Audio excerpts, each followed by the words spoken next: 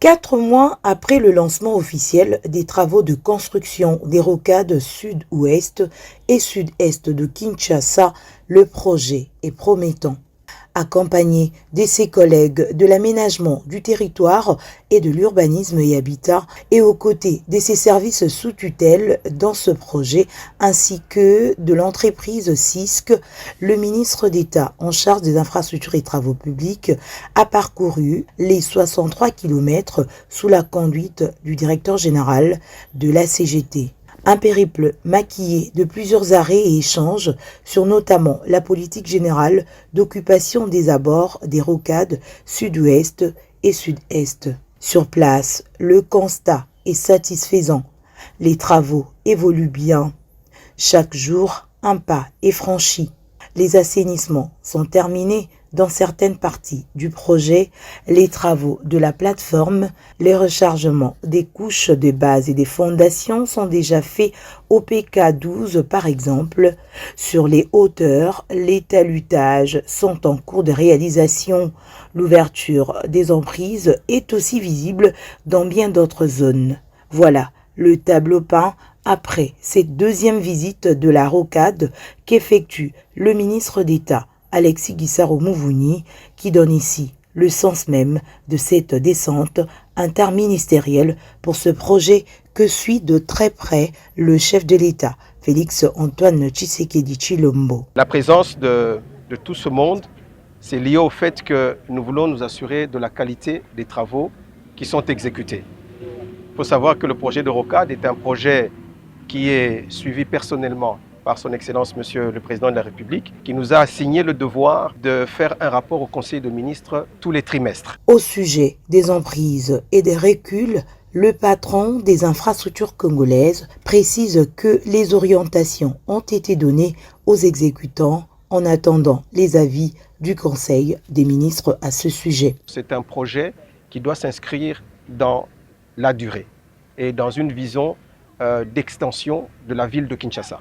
Nous savons que la tendance actuelle, c'est de vouloir se rapprocher des infrastructures routières. Mais pour que nous puissions répondre aux normes en la matière, il est prévu que non seulement nous puissions prévoir des emprises, mais également un recul suffisant pour ne pas qu'une personne en sortant de sa maison se retrouve directement sur la route.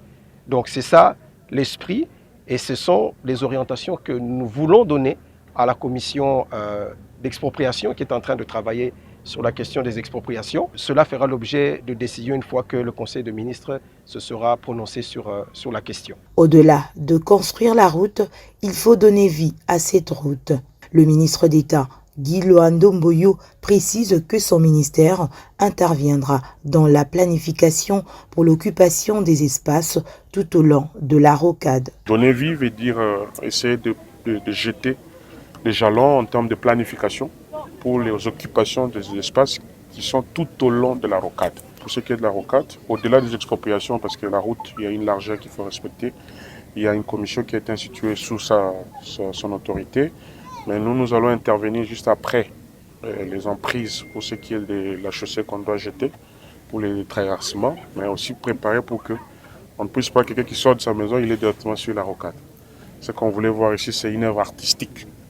Ça doit faire partie du patrimoine culturel du pays. Dans cette action interministérielle, le ministre Crispin Badou de l'Urbanisme et Habitat annonce pour sa part l'élaboration d'un plan d'aménagement urbain dans la commission déjà mise en place pour le suivi de ce projet. Nous allons élaborer un PPA, un plan particulier d'aménagement urbain pour justement éviter que les emprises et tous les espaces tout au long de la rocade nous rappellent le mauvais souvenir de Kingasani, Yasuka, où nous voyons les populations très proches des routes.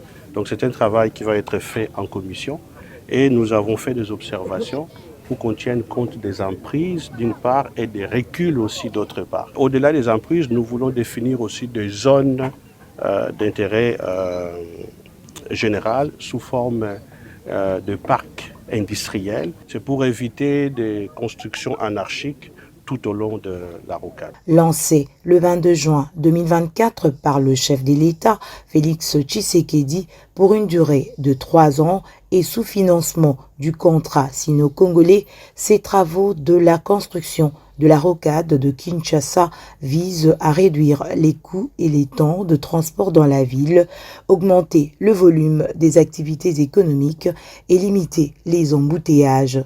La première phase des travaux concerne la partie sud de la capitale congolaise.